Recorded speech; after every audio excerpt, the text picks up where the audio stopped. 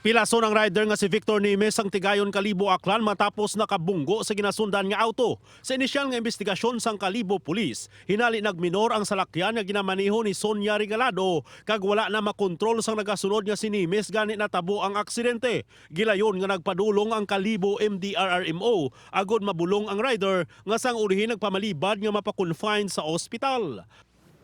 Anom ang pilason lakip ng duha ka tuig nga bata sang nagbungguanay ang Traysikol kag motorsiklo sa Hacienda Ferlo, barangay La Granja, syudad sang La Carlota, Negros Occidental. Maliko kuntani ang Traysikol sang ginbungguan sa motorsiklo nga ginamaniho sang 18 anyos nga si Jonel Espinosa. Bangod dulhugon ang dalan, dalayon nga nagdilhig ang Traysikol kag nabungguan ang duha ka tuig nga bata kag magulang sini nga nagatindog sa kilid sang dalan. Lunsay pilason ang minor de edad nga driver sang Traysikol subong man ang driver sa motorsiklo kag duha ka mga angkas.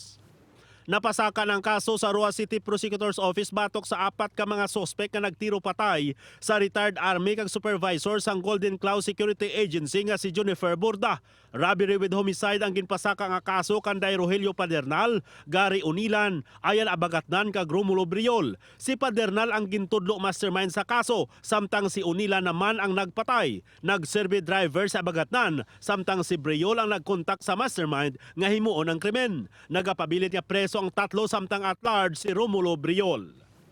Patay ang 29 anyos nga si Abner Gabinete matapos nahulugan sang dako nga bato ang gina-operate sini nga backhoe sa minahan sa barangay Simirara, Caluya, Antique. Samtang nagakutkot sang duta, nahulog ang bato sa cabin sang backhoe kag naipit sa sulod si Gabinete. Gindala pa sa ospital apang gindeklara nga dead on arrival. Ginkatingala sa mga residente sa San Juan, Barotac Viejo ang hinali nga pagbaha sa ila barangay bisan indi man tuman kamunog sang ulan. Ginpadulungan sang 3rd Engineering District sang DPWH agod magpatigayon sang inspeksyon. Dito natukiban nga nag-awas ang tubig sa kanal bangod sa natipon nga debris sa tamburong malapit sa Nipsi. Para hindi na masulit ang pagbaha sa lugar, plano sang DPWH nga mag-construct sang box culvert.